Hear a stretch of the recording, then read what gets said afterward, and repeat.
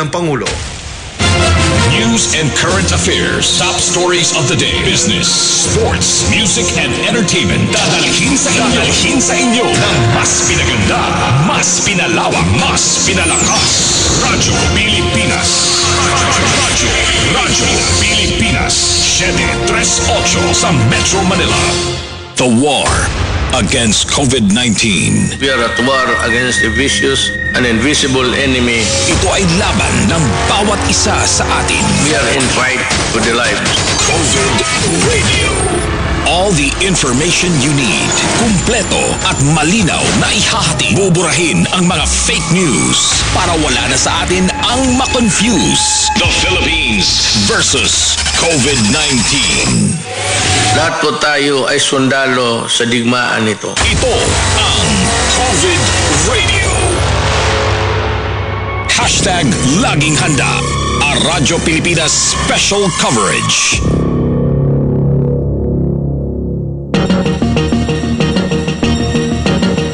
So, 5 ng umaga. Magandang umaga, Luzon, Visayas at Mindanao. Maglalaan po ang pamahalaan ng 200 bilyong piso para tulungan ang mga Pilipino na lubhang naapektuhan ng Enhanced Community Quarantine. Ginawa ni Pangulong Rodrigo Roa Duterte ang pahayag sa kanyang address to the nation on the COVID-19 pandemic kagabi. Ayon sa Pangulo, ito na ang pinakamalaki at pinakamalawak na social protection program sa kasaysayan ng bansa dahil sa kinakaharap na problema sa 2019 coronavirus disease. Samantala, iginit naman ng punong ehekutibo na makakatanggap ang nasa informal sector ng 2 buwang halaga ng emergency fund batay sa umiiral na regional minimum wage rates. The government is now launching the largest and widest social protection program in our country's history. We have allotted 200 billion pesos for low-income households who are badly affected by the current crisis. Sila ang nasa informal sector and those who live day-to-day on subsistence wages or no work, no pay. Samantala, nanawagan naman si Pangulong Duterte sa mga pribadong sektor na tulungan ang mga mahihirap nating kababayan sa panahon ng krisis. Hiniling ng Pangulo sa mga private sector na gawin ang kanilang bahagi para maprotektahan ang kapakanan ng milyon-milyong Pilipino na kabilang sa formal sector at nakadepende sa kanilang mga employer. To those who have more in life, I implore you to share in the cost of taking care of the less fortunate and keeping our society intact. I also appeal to the private sector to contribute in any way you can in dealing with this national emergency. We implore employers to do their part in protecting the welfare of the millions of Filipino households that belong to the formal sector and depend on their employers for continuous livelihood. Inihanda naman ng economic team ni Pangulong Duterte ang guidelines hinggil sa ipagkakaloob na recovery package para sa small and medium enterprises o SMEs. Layo nito na maibsan ang epekto ng COVID-19 pandemic sa ekonomiya ng bansa. Bukod dito, tiniyak din ni Pangulong Duterte na gumagawa ito ng quick response measures para matulungan ang mga magsasaka at mangingisda kasabay ng pagtiyak sa food productivity sa panahon ng pandemic. The government will provide a recovery package, especially to micro, small, and medium enterprises to help deal with the economic effects of this pandemic. My economic team is already creating the guidelines for this as I speak. To our farmers and our fisher folk, we have not forgotten you, and government is now employing quick response measures to help you during the crisis, as well as ensure food productivity, availability, and sufficiency during the period of the pandemic. Ang buong Pilipinas ay ngayon nasa ilalim na ng isang state of calamity. Ang impact ng COVID-19 damang-dama po ng buong kapuluan. Bawat probinsya, bawat rehiyon may kanya-kanyang problema ukol dito. Bawat probinsya, bawat rehiyon dapat bigyan ng pansin. Bawat probinsya at bawat rehiyon dapat marinig. Magandang umaga, Pilipinas. Maayong buntag kanatong tanan. Ito po si Communications Secretary Martin Andanar. Welcome to the PCOO #Laging Handa PH Network Briefing organized by the Philippine Information Agency. Dito po sa COVID Radio, Radyo Pilipinas 1 at sa lahat po ng digital platforms ng PCOO. Dito sa Network Briefing, mga kababayan, we bring together local government heads, national government agencies, at local media entities in a discussion of issues, initiatives relevant to the COVID-19 pandemic. Mga kasama po natin ngayong umaga, ang ating sikat na kababayan dyan po naman sa Bulacan, si Rene T. Chanco ng Bulacan 103.9 FM. Magandang umaga po sa inyo, Rene. At makakasama rin po natin ngayon bilang guest natin na Chief Executive LGU ng probinsya ng Bulacan, si Governor Daniel Fernando. Magandang umaga po sa inyo, Gov. Magandang umaga po, Secretary. Good morning po. Maraming salamat po sa inyong panahon at alam kong abalang-abala kayo ngayon dahil sa ating enhanced community quarantine sa buong Luzon. Kaya diretso na po tayo sa ating unang tanong, Gov. Sa huling update namin kahapon, 28 na ang kaso ng COVID-19 at 12 ang namatay dyan sa Bulacan. May nabago po ba overnight? Well, meron po tayong 18 positibo. Ano po, at ang ating PUI ay meron po tayong 278 at ang ating PUM ay 2,096. Pero ang maganda po rito, yung ating PUI cleared ay 112 at yung COVID natin is 1,433. Yung PUM po natin, yung cleared po sa PUM is 1,433. Ano po? Yung po, ang nangyayari po kasi ngayon ay kailangan itong mga PUI natin na mahiwalay talaga na doon sa mga tahanan nila kung hanggat maaari po. Ano po, pati yung PUM. So, ginawa po natin, itong huling action natin ay nagpapaayos na po tayo ngayon. Bukod po sa pinalagay nating 15, bukod po nung nilockdown ng NCR, nagpalagay na po tayo ng 15 rooms na para sa PUM, yung pong ating central quarantine facility. Ano po, bukod po dun sa ating BMC para dun sa mga PUM na ina-isolate. Ano po. So, we decided ngayon na maglagay na talaga at isa't buod po na naglagay na talaga ng ating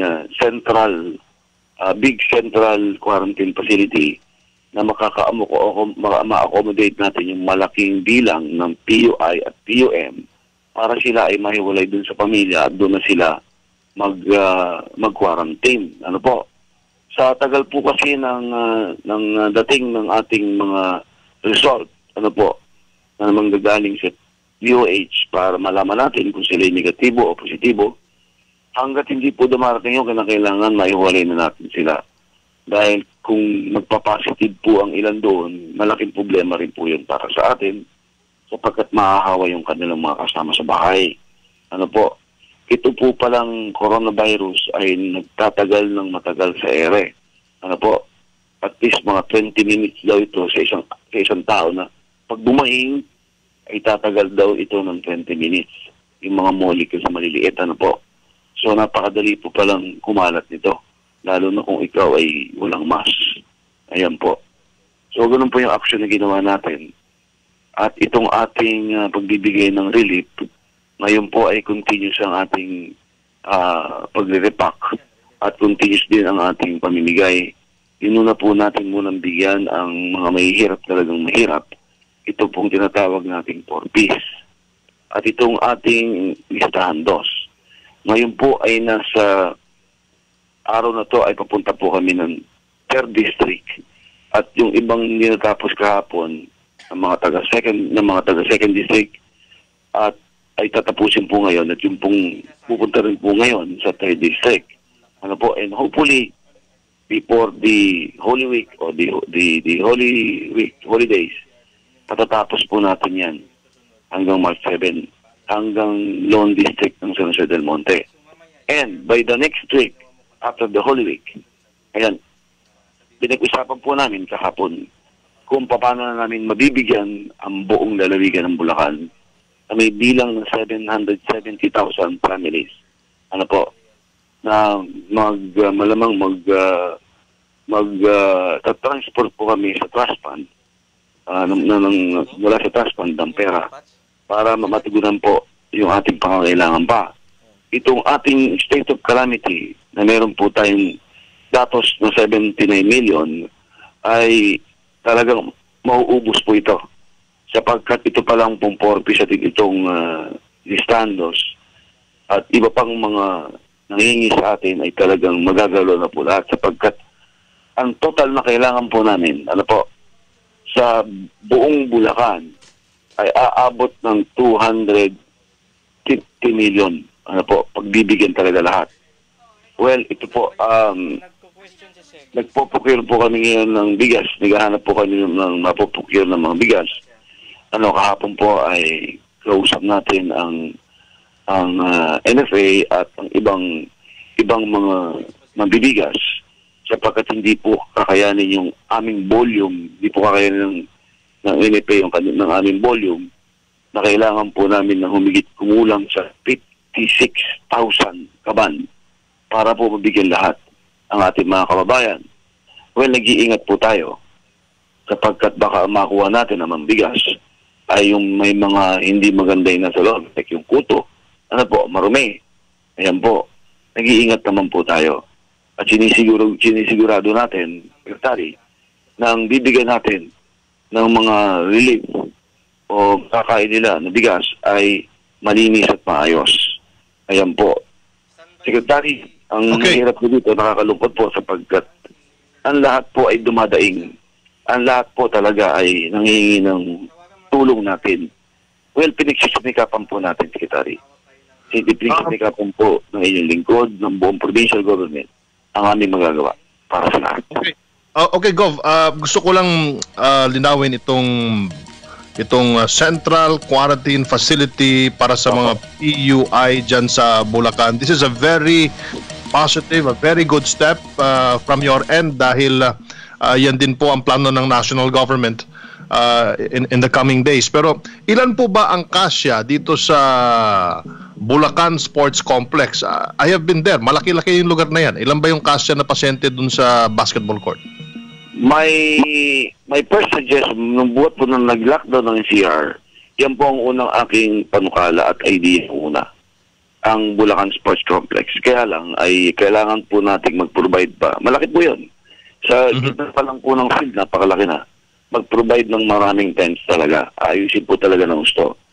But, yun po, ang inuna ko munang gawin ay yung po munang may 15 bed capacity tayo na quarantine facility. Yung po ay, bala ko ay para sa PUN muna dahil wala pa naman tayong naman ang kaso natin o ng PUI na hindi ko po in-expect na ganito kabilis ito. Kumalat. Na ngayon po may bilang tayong medyo malaki-laki po. Kaya ngayon, manageable pa yan. Kaya nakailang PUI. Kaya kailangan ilipat na namin ito. Yung sports complex ay medyo talaga pong lalagyan pa ng mga maraming times po dyan. Malaki po ang lugar na yan. But ito, itong ating bagong building na ginawa na extension po ng ating Bulacan Medical Center na meron pong 250 bed capacity ay pinaayos ko po ngayon. At doon ko po muna ilalagay sila. At ito po ay very restricted yung area yan ang gagawin ko.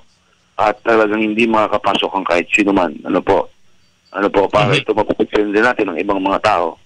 Ayan, pag kasi po, inilipat natin sila lahat.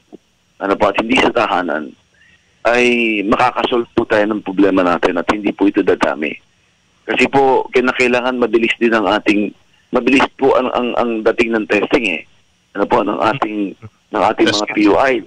Kaya nga po tinawagan ko si Dr. Pasyon, yung ating regional director ng isang araw, then I suggest, sabi ko sa kanya, pwede po bang mag-suggest? Ito po. Secretary, kung magagawa po natin ganito para mabilis tayo, although ang problema raw natin ay yung swab, meron tayong mga testing kit, We have so many testing kit according to our doctors. But the problem is the swab. Ano po, yung dating ng swab. Ano po, yung sa pagkuha ng mga specimen, yun daw po ang pinaka-problema. Yung kit na testing, marami daw po tayo.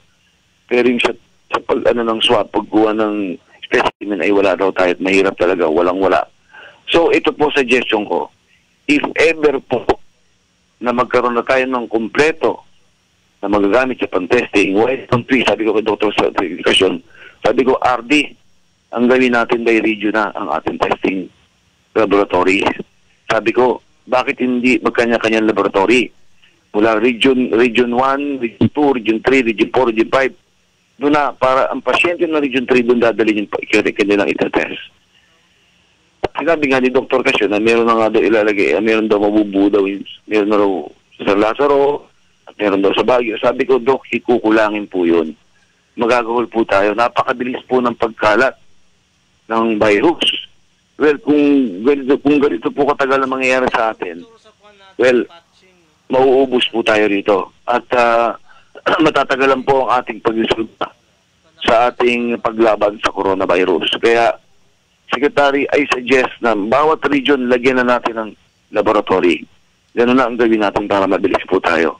Ano po? Gov, ipaparating ko po yan sa IATF, but what we can assure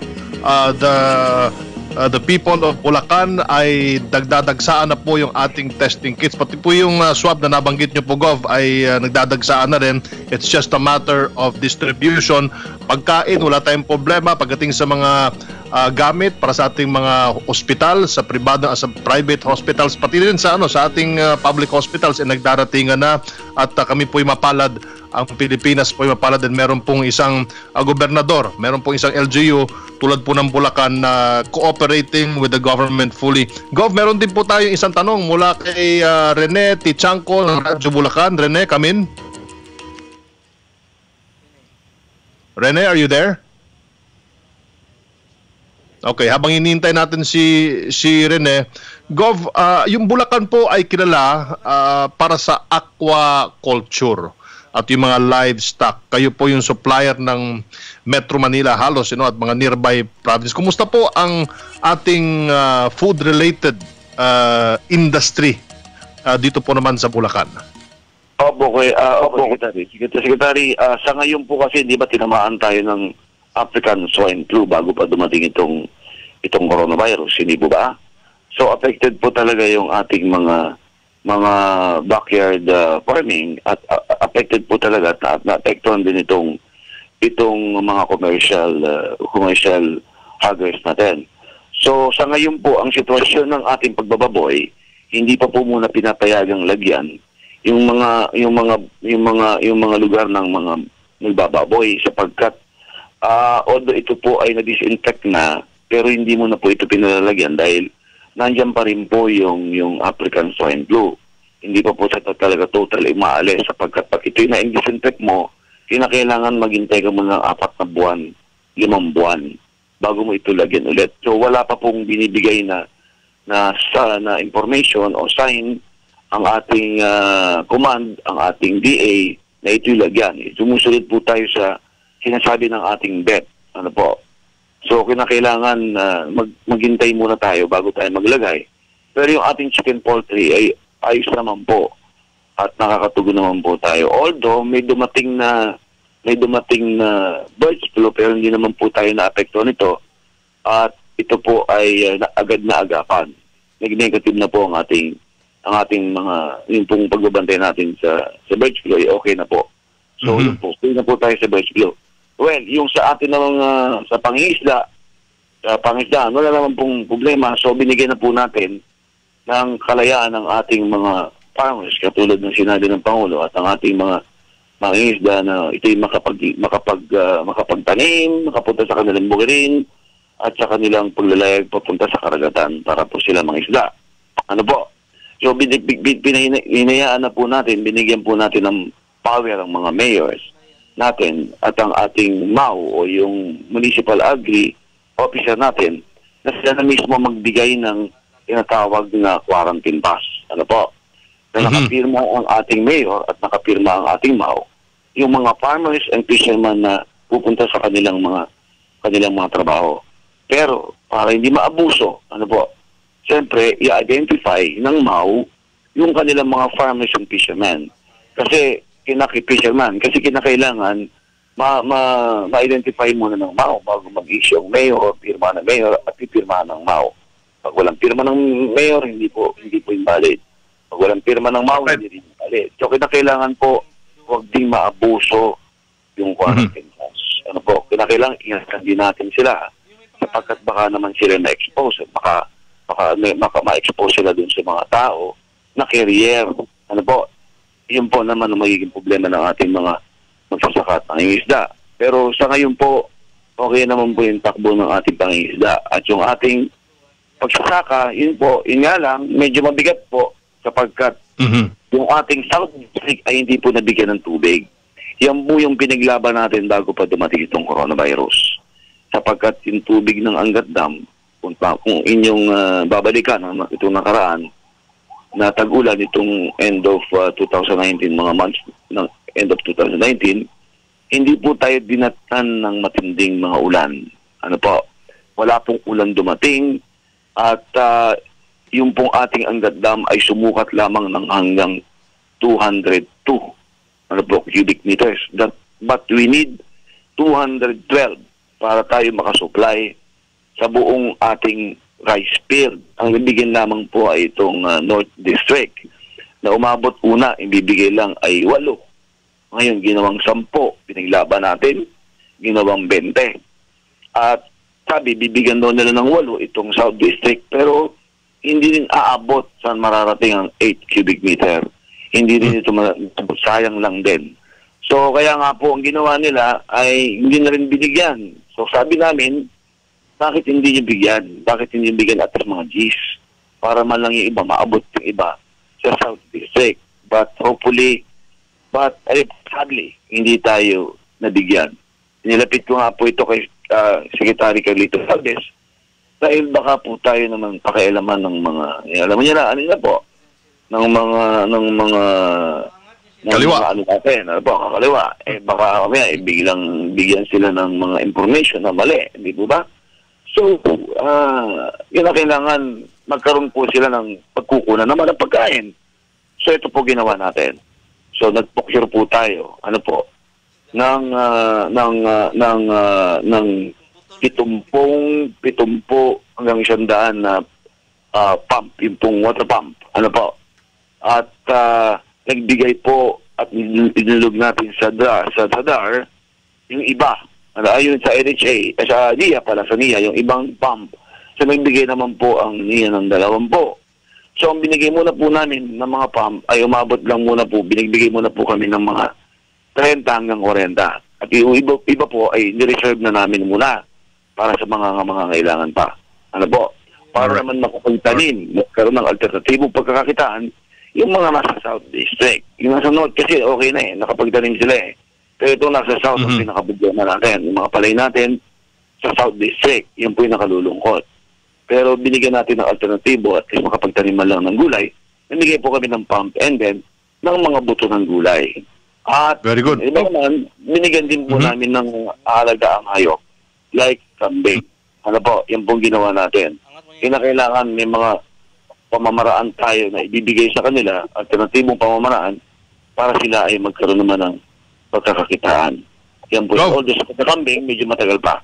Meron din po tayong tanong mula kay Rene Tichanco Gov. Baka pwede natin bigyan ng pagkakataon si Karene. Rene, come in.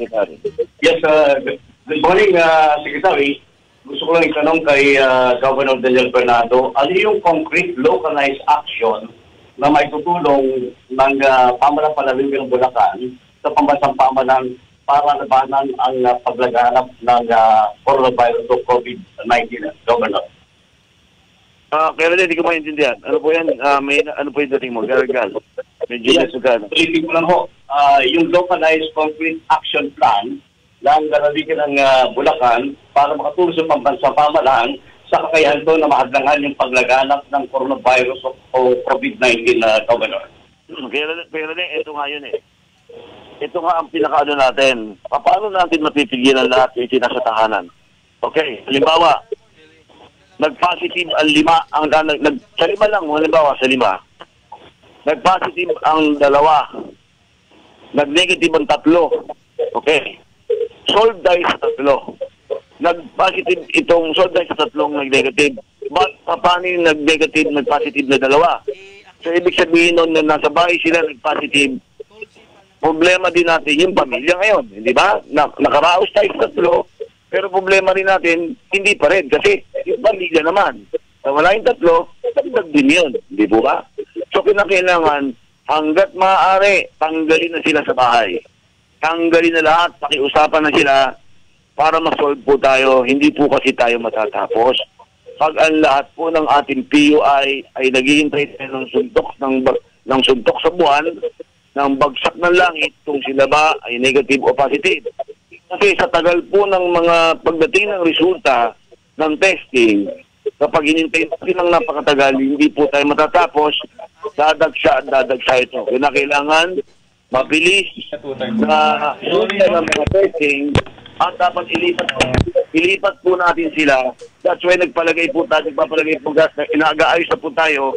Ngayon, hopefully by Monday, mag-ooperate na yung ating pinakamalaking central quarantine facility at hakutin na natin, pakikiusapan natin, i-add ko sa ating mga medical officer, i-identify lahat ng PUI at pakiusapang doon na sa ating quarantine facility o big central quarantine facility, maghintay at magpagaling. Kung sakali man, doon na lang sila mag-quarantine sa ating ginawang big central quarantine facility. Huwag na lang sa kanilang tahanan dahil ang nangyari kasi doon sa 18 case natin, alam po, yun po, ay may mga namatay tayo na PUI pero hindi pa rin dumarating yung ating result. Ano po? Kung negative ba ito o positive. So, pag namatay na, ay kinukonsider na coronavirus carrier. So, wala pang dating yung testing. So, para tayo nanguhula nito, di ba? So, ngayon, kinakailangan, lahat ng PUI, dali na talaga doon. Huwag na sa tahanan. Kasi, malaki yung magiging problema natin pag nagiging positive. Positive, siyempre, pag naging positive, problema natin yung kanilang nakasama sa bahay, yung contacting nila, di ba? So, hindi po tayo matatapos. Kailangan matapos kasi sa tagal ng pagdating ng resulta ng mga testing. Kaya nga po, sinuggest po ito sa ating secretary. But sabi ng ating secretary, marami ng araw tayong mga testing kit, marami ng araw na mga pang-swab. So, kailangan maikalat po ito. Kaya I suggest na maglagay na para mapabilis tayo, patest lahat ng PUI, malaman na kung negative ba ito o positive. Nag-suggest ako ng bawat region ay meron na ng laboratory testing area o place para po mabilis yung pag-resolve natin ito. Kasi pag hindi, hirapan po tayo. Ayan po ang magiging natin. At dapat po, lahat ay sumunod. Kasi nakikita ko, yung iba, lalo na sa mga barangay, may mga tao pa rin nagkalat sa kalye. Mga matitigas pa rin ang ulo. Yung iba nga, nakahubad pa. Yung iba, walang face mask. Kasi nag-iikot din ako umiikot din po ako. Although sinasabi ng lahat na mag-iingat ako, huwag na ako lumabas ng bahay. Hindi naman po pwede. Hindi po pwede kasi sino magsusupervise. Although mag-teleconferencing na lang daw, pero siya nakikita ko po hindi po pwedeng hindi ako pumunta sa mga lugar, lalo yung ating mga repacking area ng mga pagkain. Iniiwasan ko magkaroon ng anomaly. Di ba? Binabantayan po natin kapag alam mo naman, hindi naman lahat ay perfecto. So, kinakailangan tutukan natin. Although ako naman po, ay laging nagdarasal at laging ako kumakawin sa Panginoon, magbigyan niya ako ng lakas. Huwag niya akong pababayaan. Sapagkat kailangan po tayo ng Gov Fernando, Gov at Rene, nasa linya na natin ang ating Department of Labor and Employment Assistant Secretary Dominic Tutay, at baka meron din kayong mga tanong. I will let her in, okay? Gov, pasensya na po kayo. Okay. ASEC, good morning. ASEC Tutay, good morning. Sige, we will re-establish contact with ASEC Tutay. Don't go away, Gov. Rene, don't go away. I will be right back. Sige po.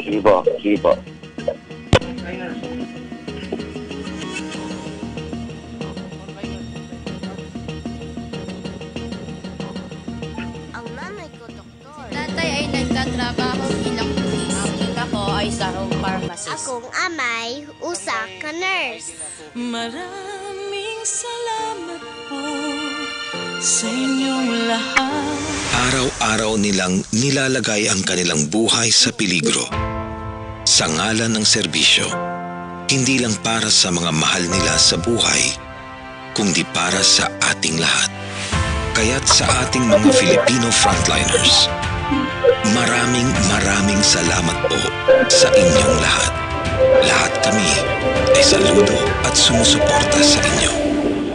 Hatid sa inyo ng PCOO, DOH, KBP at ng himpilang ito. Isang karamdaman, buong mundo ang lumalaban. Coronavirus Disease 2019. Upon further study of worldwide trends and measures and the need of extreme caution during such time as this, I have come to the conclusion that stricter measures are necessary. For this reason, I am placing the entire mainland of Luzon under quarantine. Kapakanan ng publiko, hindi pinababayaan, pamahalaan, gabi-kabila ang pagbabalita sa bayan. Dito, Marcelo, huwag kayong matakot. Sa panahon ito, ang kalaban natin ay tayo at ang sakit na COVID. Bawat Pilipino, anumang estado sa buhay, ay maituturing na sundalo sa digmaan ito. Sundan ang laban ng Pilipinas at buong mundo para COVID-19 ay tuluyang masugpo. Dito sa istasyong Para sa Bayan, Radyo Pilipinas. COVID-19 verified information and updates straight mula sa pamahalaan. COVID Radio. May I have your attention? Basta right ang information, kalituhan ay maiwasan. Hashtag laging handa ang Radyo Pilipinas Special Coverage. Nagbabalik po ang ating coverage. 8:37 in the morning. Alam niyo po, Gov at Rene, meron pong binibigyan na 18 million informal workers, or ito po around 18 million household as well, na 5,000, 8,000 pesos na tulong dun sa mga informal workers. Gov, ano po ang ginagawa ng ating Kapitolyo nang sa ganun ay ma-identify talaga ng husto yung mga informal workers dyan po sa Bulacan para sila po ay makinapang doon sa 5,000 to 8,000 pesos na ayuda po ng ating pamahalaan? 2 buwan po ito, Gov. Well, meron po kaming listahan. Meron po kaming mga listahan ng mga talagang mahirap at talagang mahirap na walang trabaho. Ano po? Ito nga pong mga tinatawag nating 4Ps o listandos. Ano po? Yun po, meron po kami mga listings niyan. Ano po, ng mga talagang informal setters natin. Ano po, yung talagang meron din po kaming listahan ng talagang mga homeless. Ano po? Yung pong ating informal settlers actually, na talagang mga walang tahanan at wala ring trabaho, ano po, yung 4Ps po talaga nandyan. Ang 4Ps po natin listandos ay meron po tayong datos na 83,000. Ano po? Yung pong ating mga informal settlers na tinatawag na walang tahanan, ito po ay mga umaabot sa mga kulang mga at least 4,000 to 5,000.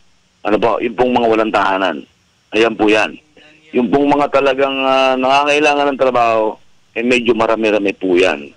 So, para po matugunan natin, ito po, although meron naman po silang nakukuha sa ating government, ano po, yung mga 4Ps natin sa gobyerno, yun naman po, may monthly naman sila, di ba, yung mga binibigay sa kanila na mga talagang ayuda.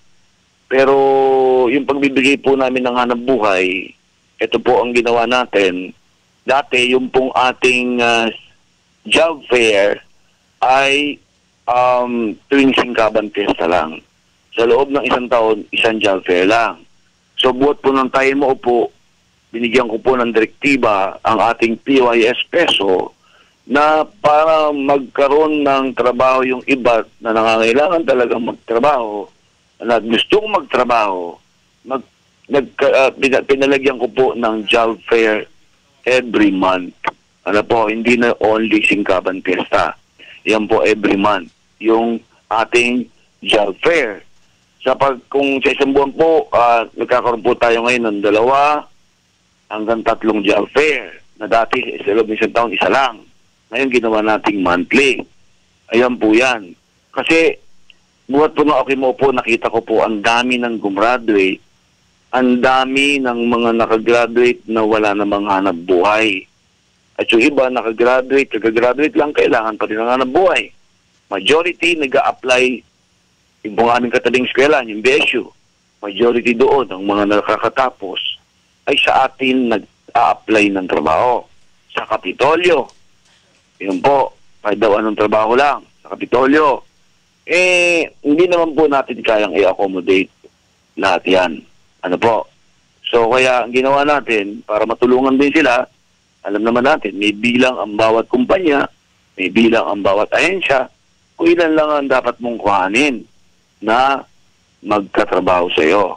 Kaya ang ginawa natin, ay nagkaroon po tayo ng job fair. That is the solution, or one of the solution to solve the problem ng ating naghahanap ng hanap buhay. Ayan po ang ating ginagawa. Bukod pa po doon sa binababa nating livelihood training program para po sa ating mga kababayan na gustong mag-aral ng mag-train ng mga gustong makapaghanap buhay agad o makapagnegosyo. Ayan, nagbababa po tayo ng livelihood training para po sa ating mga kababayan doon sa barangay. Ayan, yung gustong matuto ng massage therapist, yung gustong matuto ng food processing. Ayan po, katulad ng empanada, butchi making, yung mga madadaling matutunan na madali agad makapagnegosyo, kahit lang sa maliit na puhunan. Ano po? Well, sa panahon ngayon, ito po, na tayo naka-lockdown, siyempre, ang provincial government po ay sumusuporta ng kanilang mga kailangan dahil hindi po sila makapaghanap buhay. Okay, ang ginawa po natin, Secretary, para tayo makatugon sa dami, dahil isa po sa pinakamaraming populasyon, ay ang lalawigan ng Bulacan. Pangalawa po kami ngayon. Dati kami pangatlo, una ang Cebu. Ano po, kung di po ako nagkakamali dati, pangalawa Pangasinan, pangatlo ang Bulacan. Ngayon po, pangalawa na ang Bulacan. Una lang ngayon ang Cavite. Why? Because kami po ang tapunan o dalakan ng mga inililikas dyan sa Metro Manila and other places in Quezon City. Ano po?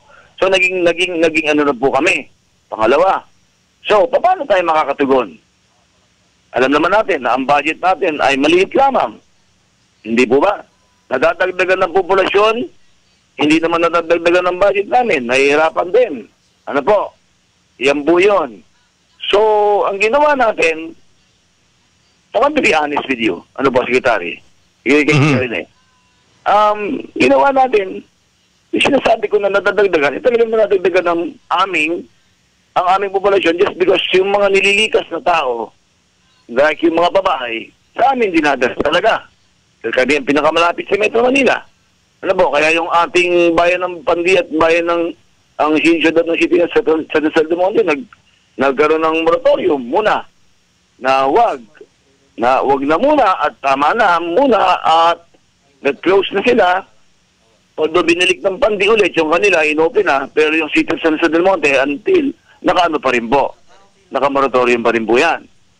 Kapag dami-dami na po, always sa San Del Monte, we understood that inauna naman talaga silang dalhan ng mga nililikas. Hindi po ba, noong araw pa sila ang una. Kaya dumami tao dyan. Iba't ibang nasyon. So para matugon po tayo, ito po. Inumpisahan ko po na magkaroon muna ng battle cry, which is we fight as one. So nagbuo muna po ako ng battle cry laban sa sakit na to. Ano po itong coronavirus? Para sama-sama po tayo. Sama-sama kami na nakikipaglaban sa coronavirus. So, paano ko makakatugon na matitipid natin yung budget, na masusustento natin sila, masussustain natin sila.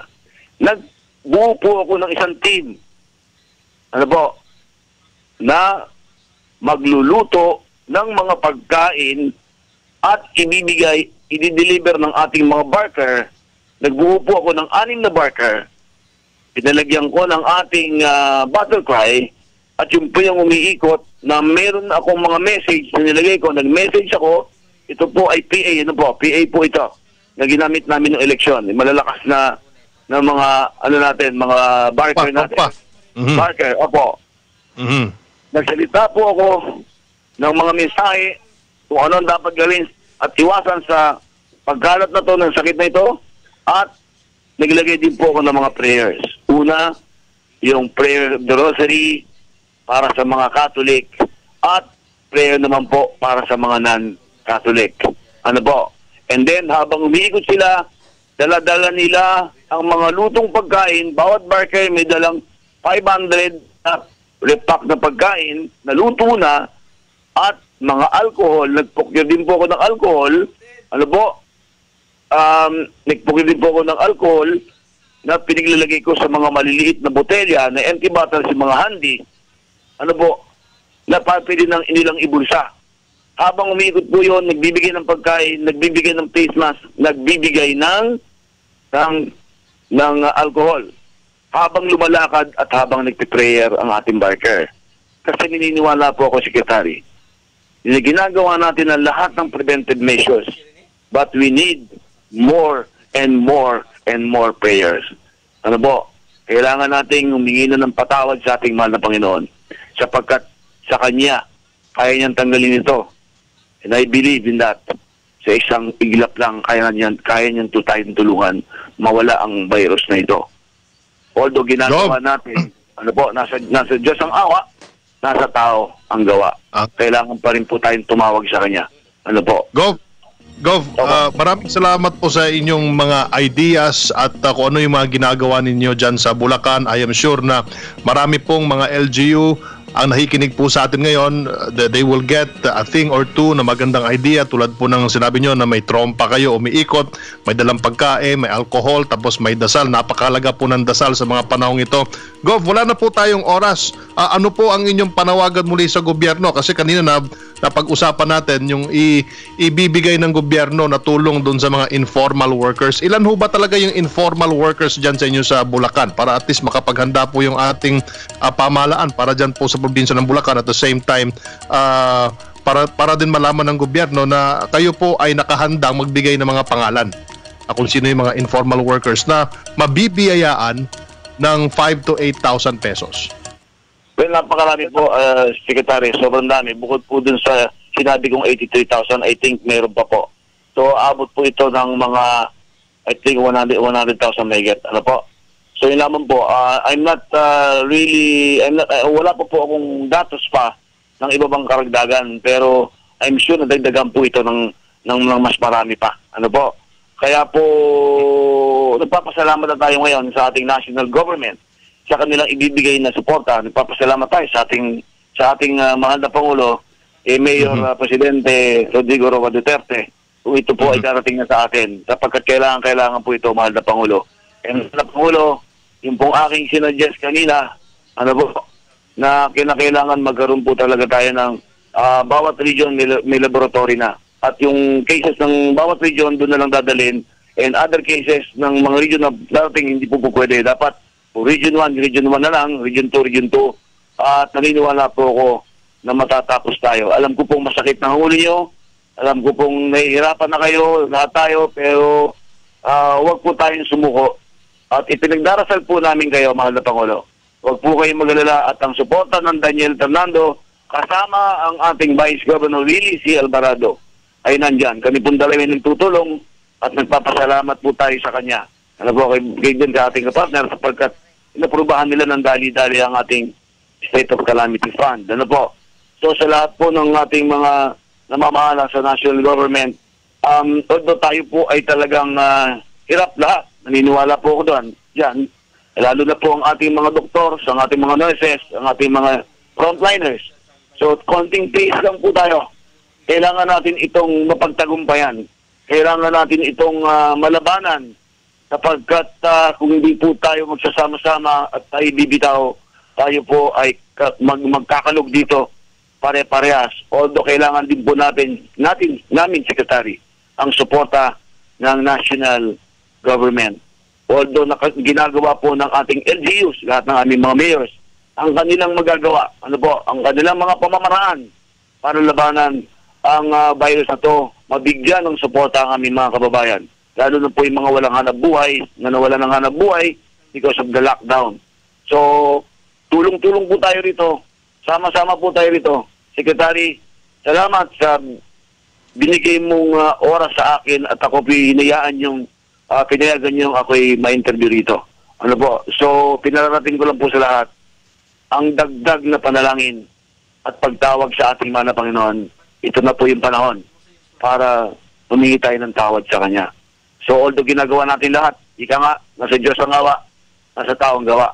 So, kailangan natin itong pagsumikapan. Dahil nakikita ko naman po, napapanood ko sa mga Facebook, nakikita ko sa Facebook, nakikita ko sa mga televisions, naggagawa naman ng lahat ng pamamaraan kung paano ito malabanan. So, kapit lang po tayo. Kapit, sama-sama, yun ang kailangan po nating labanan nito. So, thank you po. Maraming salamat. Maraming salamat. Thank you, Gov. Secretary. Pagwalain po tayo. God bless you, Governor. God bless din po sa lahat ng mga kapatid nating Bulakenyo. Rene, are you still there? Yes, sir. Andito po. Baka meron kang parting words, Rene? Yes. Yung lang problemang nangibabaw ito sa huling mga araw, yung overpricing ng bigas at saka gulay. Yun ang day na mamaya dito na sana yung action ng kagad.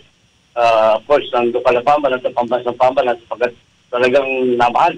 Sabi nga doon sa mga report, yung bigas baka wala ka na makitang 36, 38, 40, mas sigit pa dyan ang preso. Yung mga gulay, lumubo ang preso. Secretary Alcara.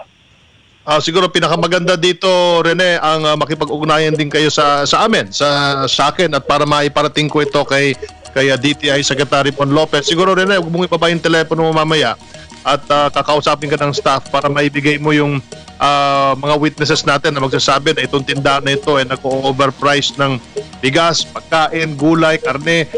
Nabanggit ni Presidente kagabi na this is not the right time. Hindi ito ang panahon para tayo ay kumita. Ito ang panahon para tayo ay magtulungan. Salamat, Rene, sa panahon mo. Thank you.